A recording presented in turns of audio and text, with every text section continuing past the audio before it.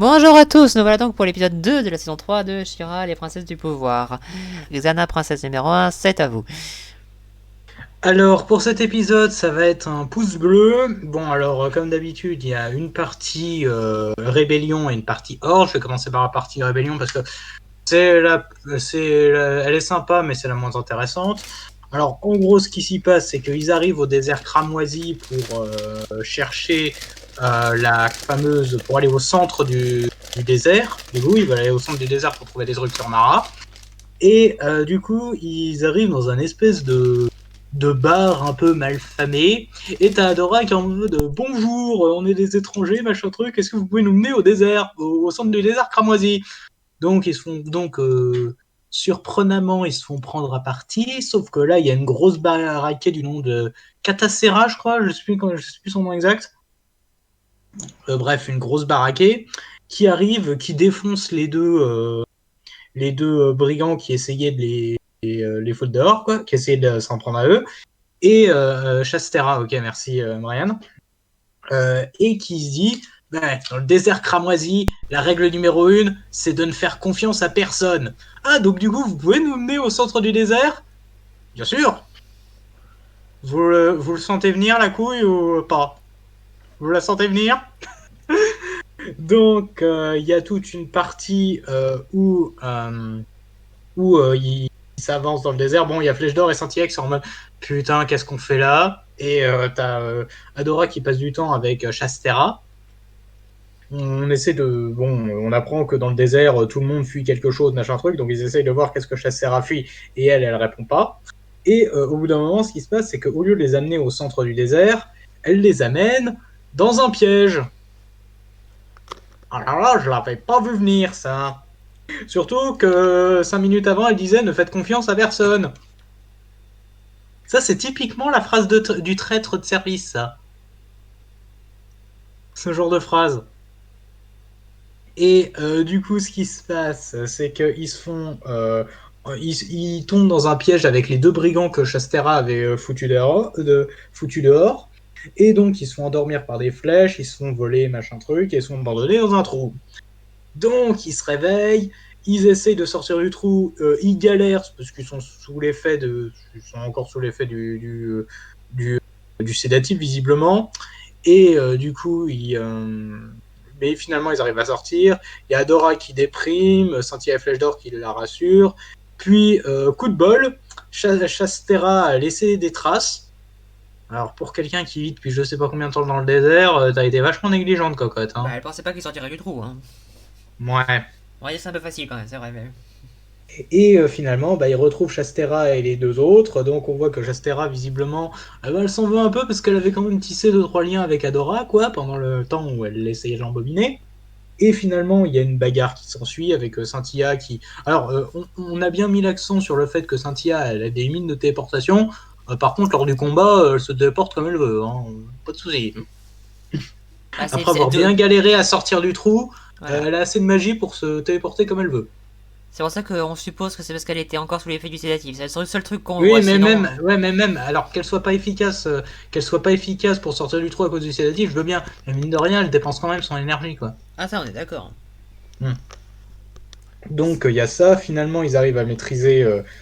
Adora parvient à maîtriser Chastera, à lui dire.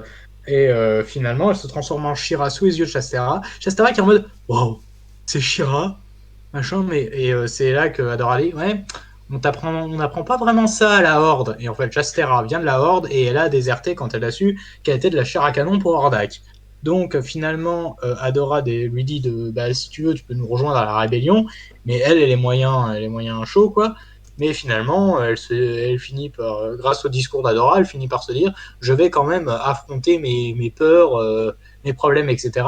Et elle permet à Flèche d'Or et Scintilla de se libérer parce qu'ils ont été pris par les deux autres.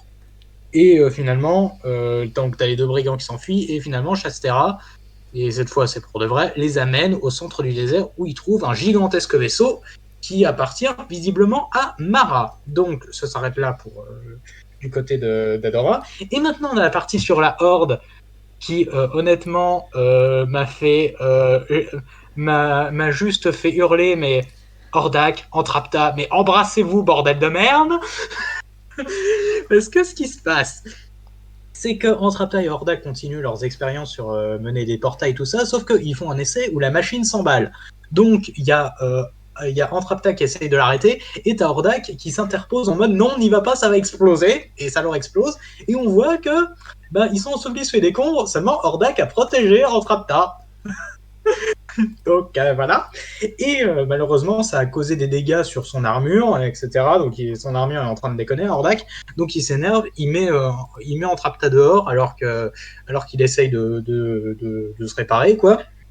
Donc finalement, Entrapta décide de revenir, et c'est là qu'elle voit Hordak tout faible, avec dans des cuves des espèces de clones, des espèces de fœtus un peu bizarres. Donc Hordak la voit, et il gueule, mais il est à bout de force, donc il s'écroule, et Entrapta vient à sa rescousse, elle l'enveloppe dans une couverture, elle lui fait une petite soupe. Donc t'as Hordak qui est en mode non, qu'est-ce que quoi. J'adore trop les réactions d'Hordak avec Entrapta, c'est génial. C'est tellement mignon. Tu vois, c'est le genre de gros dur qui essaye de paraître. En fait, c'est le genre de mec qui essaye de paraître gros dur, mais en fait, il est limite choupi, quoi. Il est limite choupi, quoi. Avec Entrapta qui est tout au petit soin avec lui, quoi. Ça se voit qu'il n'est pas habitué, le mec. Et c'est là qu'on apprend du coup l'histoire de Hordak, comme quoi il faisait partie de l'armée de la Horde, quoi, qui était dirigée par Horde Prime, donc le grand maître de la Horde en VF, qui est, du coup, c'est lui qui dirige toute la Horde, et la Horde est composée de milliards de clones de lui. Pas du tout narcissique, le mec, hein. Pas du tout. Et du coup, ce qui se passe, c'est que Hordak, c'était un de ses généraux, et c'était un clone défectueux. Donc du coup, le grand maître de la Horde, il l'a balancé au casse-pipe sur une planète à la con.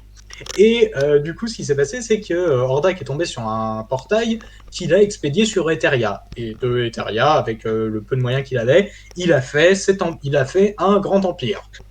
On se demande un peu comment il... Un grand empire à l'échelle de cette planète. Hein. Voilà. Il a fait un empire. Donc maintenant, ce qu'il veut, c'est conquérir la planète et l'offrir au grand maître de la Horde pour lui prouver que pour lui prouver qu'il vaut quelque chose. C'est quand même vachement triste, hein. Il s'est fait jeter comme une chaussette, mais il respecte quand même le mec qui l'a jeté comme une merde. C'est vachement triste quand même. En même temps, je crois qu'il est programmé pour ça. Ouais, c'est vachement triste quand même. Et c'est là que du coup, il se lamente. Il est en mode ouais, mais mon portail marche pas. Je suis en train de. Mon corps, il est pourri. J'arrive même pas à me cloner. Je suis un raté, tout ça. Je suis pas parfait. Et t'as Entrapta qui l'écoute et qui prend toujours bien soin de lui, qui prend soin de son armure et qui dit oh, moi aussi, je me soigne raté. Hein. Catra me parle plus. Adora m'a abandonné. Les princesses m'ont abandonné, tout ça.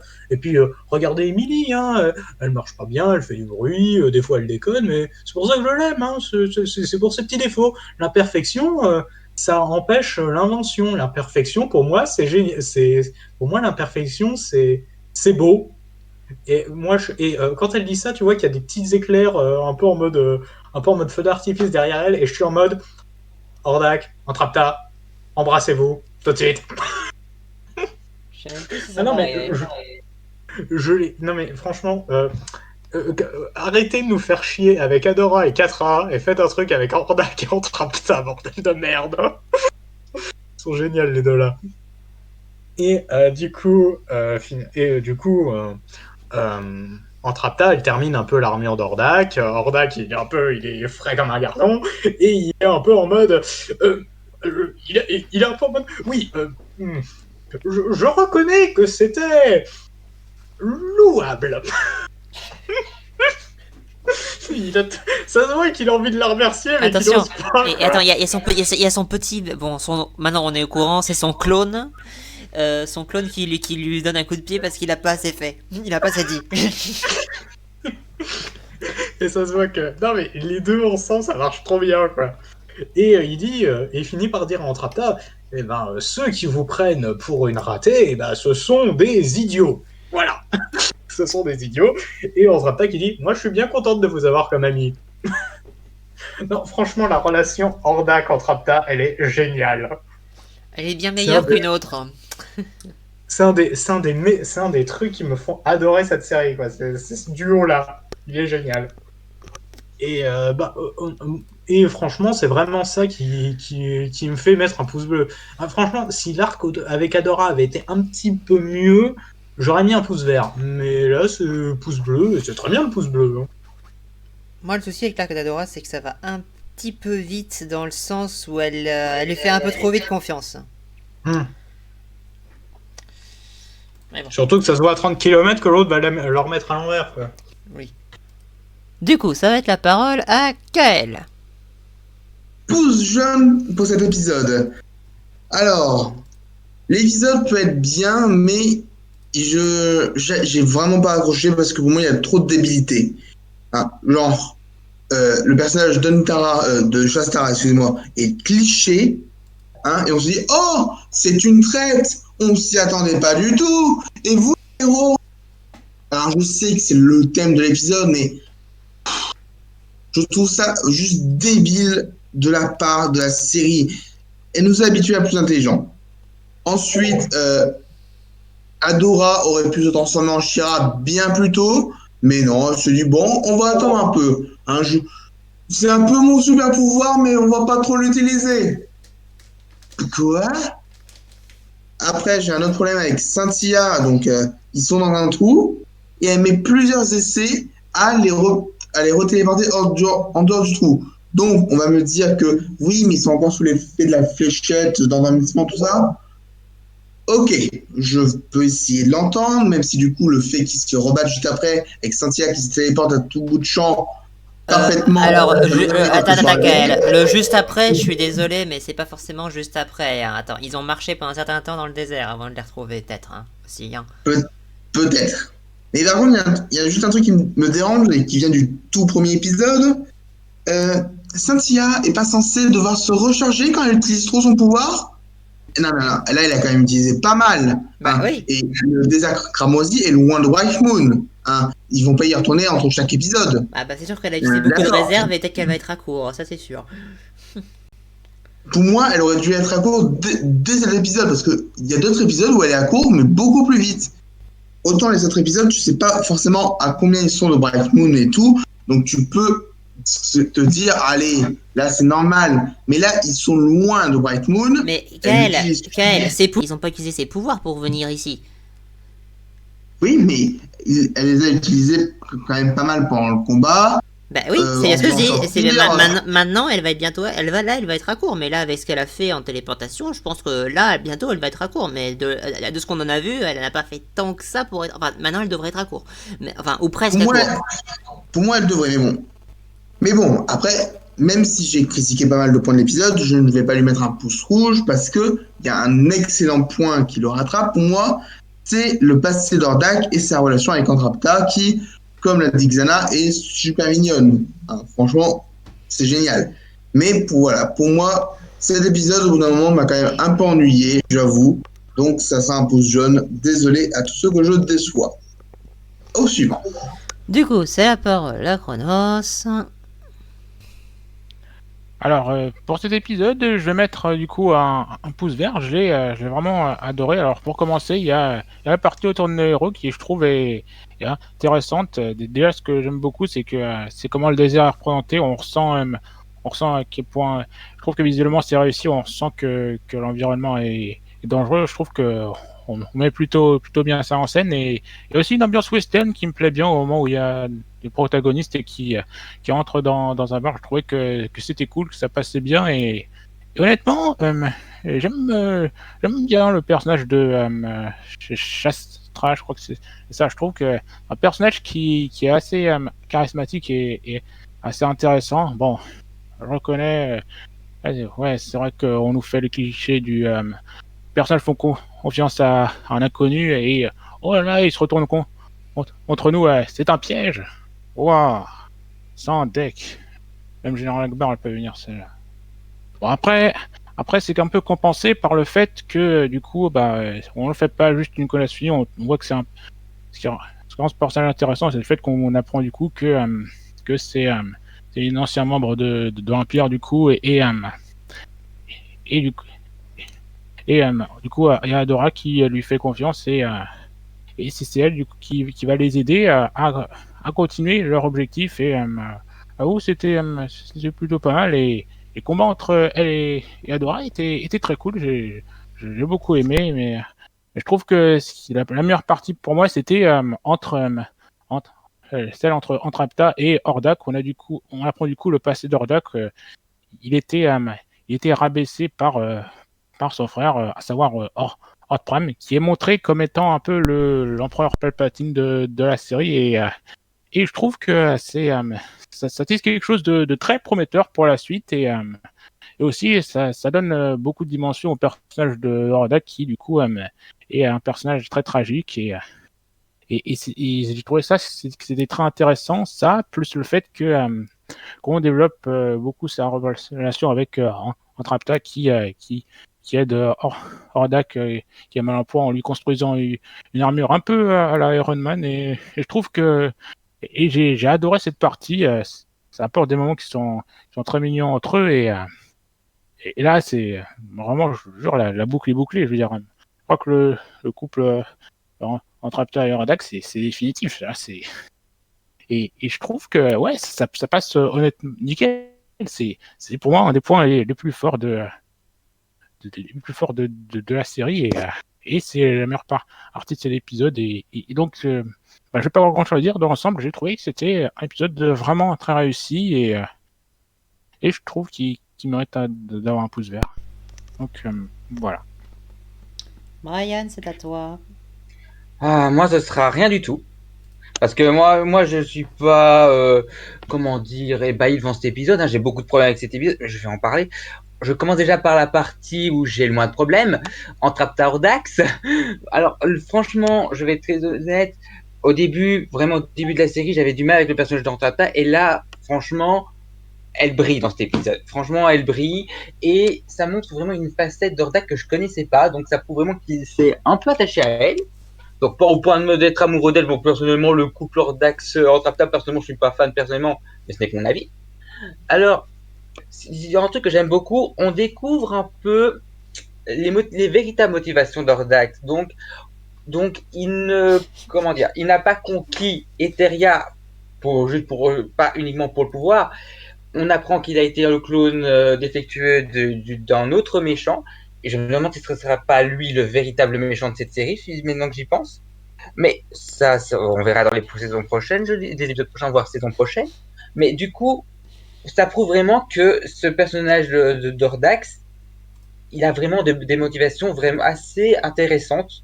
Donc ça prouve vraiment que il a été un clone défectueux et qu'il veut qu'une seule chose, prouver qu'il vaut mieux que ça, parce qu'il a été banni. Et je suis vraiment d'accord avec ça. Donc pour moi, ça sauve vraiment le personnage, parce que j'avais un peu de mal avec lui, parce qu'on le voyait toujours dans son coin. On ne savait pas grand-chose sur lui, et franchement, je trouve ça très satisfaisant. Voilà, c'est quelque chose que j'ai beaucoup aimé concernant cet arc concernant Antrapta et Hordak. Maintenant, je vais passer à la partie la plus problématique, Chastera. Alors, je vais déjà la scène de la taverne, donc le fait que ce désert n'est pas inhabité, moi j'aime bien, l'idée j'aime bien. Mais le problème c'est que ce personnage, déjà de 1, elle accepte beaucoup trop vite la proposition d'Adorable, on sait pourquoi, donc ça je peux comprendre, il n'y a pas de souci. Donc ça se voit que elle sait quand même que malgré son piège, elle a quand même c'est un tout petit peu reconnu en Adora parce que voilà parce qu'on maintenant on sait qu'il y a un passé commun entre eux, enfin pas passé commun mais disons qu'elle venait de toutes les deux de la Horde. Donc voilà. Du coup, ce qui m'ennuie un petit peu, c'est après la scène du piège, donc la scène du piège, franchement ça peut passer. C'est tout le reste en fait, parce que je trouve qu'elle retourne sa veste beaucoup trop vite à mon goût, beaucoup trop vite. Ça va trop vite, tout va trop vite, le combat, les développements de personnages, le fait que Chatera retourne sa veste, ça ne va pas pour moi, ça va beaucoup trop vite. C'est ça qui m'ennuie vraiment avec cet épisode. Je peux pas mettre un pouce vert ou un pouce bleu à cause de ça, ça je ne peux pas accepter. Donc voilà. Même si et en plus ces deux larbins, ils déguerpissent trop vite. Dès que Chastera décide de les contrer, là ils prennent la poursuite d'escampette. Voilà, c'est vraiment le gros problème de cet épisode. Vraiment, avec cette partie-là, tout va trop vite. C'est pour ça que je vais pas plus loin que ça, pas plus loin que le rien pour moi. Voilà, je vais laisser la parole au suivant. La parole à Grégoire. Pouce vert. Alors pour commencer, excusez-moi, c'est mon détecteur de romance. Alors le personnage de Sastera, je la trouve génial. Elle me rappelle un peu Han Solo. Bon, sa trahison est certes un peu comme par hasard, mais la façon dont elle finit par rejoindre le groupe, je trouve qu'elle marche très bien. Le seul détail qui me dérange vraiment dans son arc, c'est que un désert, c'est pas censé être désert. Ou alors je n'ai pas bien lu la définition de la rousse. Du côté de la Horde, on apprend que Hordak est le clone du boss de fin, Horde Pram, rien à voir avec Optimus Pram.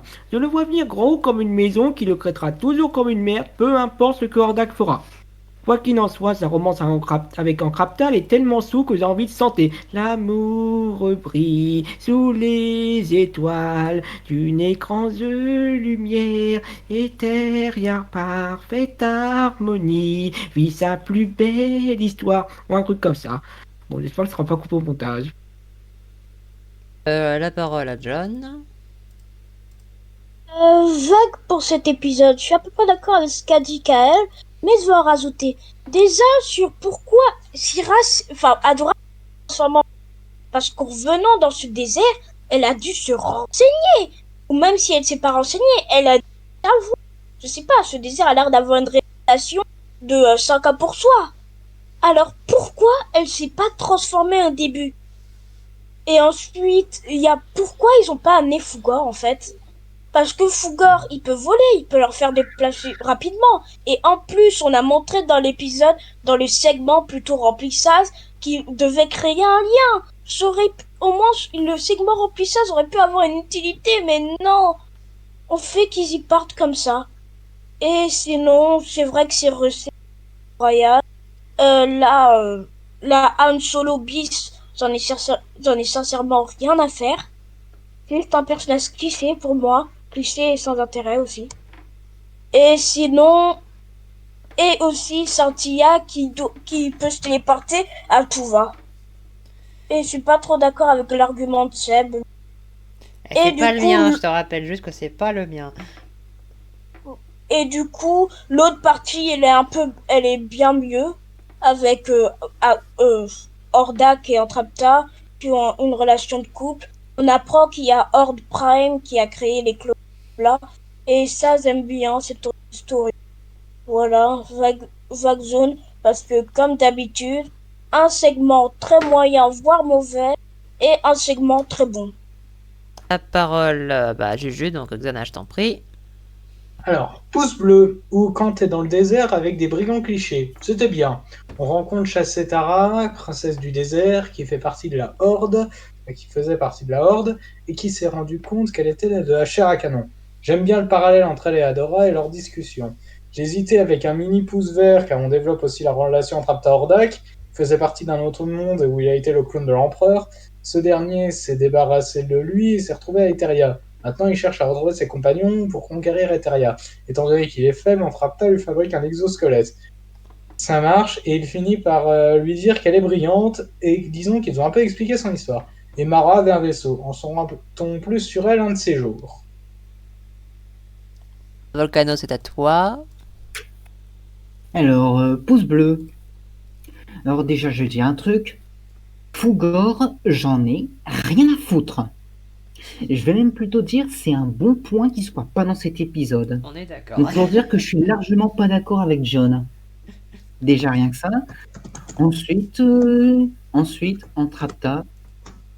Plus tu apparais, plus je t'aime. Ah oui, mais on en est à ce point-là. Je la surkiffe de plus en plus, celle-là. Et Ordrak, jusque-là, j'avais un peu peur que ça soit le méchant qui veut juste être méchant, mais vu ce qu'on nous raconte, c'est son origin story, finalement, il monte un peu dans mon estime. On est loin du maître du monde, ta gueule. Voilà. On critique pas le palmacho. Et sinon, il y a la fin de l'épisode où on découvre le vaisseau de Mara, c'est ça? Oui. J'ai du mal avec ça. C'est la précédente Shira. Ça donne envie de voir la suite. Juste. Ouais. Bref, je te laisse la parole, Seb. Bon, alors, je sais que ça va vite du côté d'Adora et les autres, mais comme je dis, cette saison a un souci, et le souci, c'est que, enfin, c'est un souci sans être un souci, c'est qu'elle est faite, bon, littéralement, ça se voit clairement qu'elle est faite pour être regardée tout d'affilée. En fait, c'est fait pour être un gros film. Et du coup, et franchement, je sais qu'on aurait pu étendre plus, notamment leur escapade dans le désert, mais franchement, il y a des trucs importants qui vont se passer dans ce désert, mais en l'occurrence, l'escapade et le fait avant qu'ils arrivent au vaisseau, franchement, ça n'a aucun intérêt. Donc du coup, je pense que ça aurait largement détruit le rythme que de s'étendre plus là-dessus. Et aussi rajouter des trucs qui servent pas à grand chose forcément. Mais quoi qu'il en soit, le plus important c'est la partie Hordak. Donc on a un méchant qui est loin du je suis méchant, ta gueule. Aïe, il veut avant tout prouver qu'il vaut quelque chose, et ça a déjà été dit par Xana. Et voilà l'image que Xana nous a posté par rapport au-delà. Je vous laisse admirer et apprécier le fanart. Voilà, parce que ouais. ils sont mignons ces deux-là, mais bon. Moi je suis moins accro au couple que Xana là pour le coup. Mais bon, ils sont sympas. Du coup, Entrapta lui fait une armure, il va être plus fort. Dès qu'on va le voir à part de l'action maintenant, dès qu'on va enfin le voir agir. Enfin, je sais pas, on verra bien. Enfin, si, je sais, mais voilà, j'ai pas le dire. Et du coup, moi j'ai hâte de voir l'épisode suivant et j'ai hâte de voir votre tête à la fin de l'épisode suivant. Sur ce, c'est un épisode qui était plutôt bien. Je conviens qu'il va un peu trop vite. Mais encore une fois, si on avait rallongé ça, je pense que ça aurait desservi la chose. Voilà. Donc, sur ce, si personne n'a vraiment quelque chose à rajouter, on vous invite à aller voir la vidéo de Mayo. Encore une fois, nous sommes le 2 avril et on ne sait pas quand ça arrivera la vidéo de Mayo. Et on vous invite à aller la voir. Et sur ce, à la prochaine. Bye. Ciao.